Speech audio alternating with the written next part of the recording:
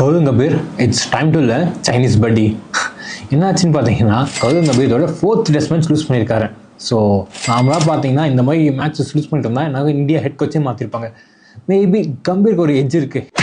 என்னென்னு பார்த்தீங்கன்னா இங்கிலாந்துகிட்ட போய் 2-2 சீரீஸை ட்ரா பண்ணிட்டு வந்திருக்காங்க.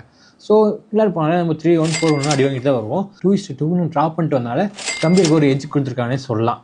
ஆனால் அப்பயுமே ஹோமில் தோக்குறது ஏற்றுக்க முடியாத ஒரு விஷயம். அதுவும் 2 மேட்சுனால சீரீஸே ட்ரா தான். அடுத்த மேட்ச் வின் பண்ணாலும் கூட அடுத்த மேட்ச் தோத்தாருன்னா கண்டிப்பாக வெளியே அனுப்பிச்சிருவாங்க. மேபி ரீசன் சொல்லலாம், நம்ம 10 பிளேயரோட ஆடணும், ஆப்போனன்ட்டே 11 பிளேயரோட ஆடணும் அப்படின்னு சொல்லிட்டு. ஆனால் இந்தியாவுக்கு ஹோம் கண்டிஷனில் எப்பயுமே இந்தியா ஒரு 12 பிளேயர் 13 பிளேயரோட ஆடுற கணக்கு தான். ஸோ அந்த ஒரு ரீசனால தோத்தணும்னு சொல்ல முடியாது. ஆனால் கம்பீர் டாக்டிக்காக பண்ண ஒரு பெரிய சேஞ்ச் என்னன்னா நிறைய ஆல்ரவுண்டர்ஸோடு போனது. இங்கிலாண்டில் ஒரு சீரீஸ் ட்ரா பண்ணுறதுக்கு மெயின் ரீசன் ஆல்ரவுண்டர் போனது தான். ஆனால் இங்கே மேட்ச் ஓடுறதுக்கு மெயின் ரீசன் எக்ஸ்ட்ரா ஆல்ரவுண்டர்ஸோடு போனது தான். இங்கிலாந்துலேயே 3 ஆல்ரவுண்டர் தான் போயிருக்கோம். ஆனால் இங்கே தேவையில்லாமல் 4 ஆல்ரவுண்டர் சாய் சுதர்சன் மாதிரி ஒரு குவாலிட்டி பேட்ஸ்மேன் ட்ரா பண்ணிட்டு போயிருக்கோம். ஸோ அது பேக் ஃபயர் ஆயிடுச்சு. இந்த மாதிரி தப்பான ஸ்ட்ராட்டஜினால டீம் தோத்துருச்சுன்னே சொல்லலாம்.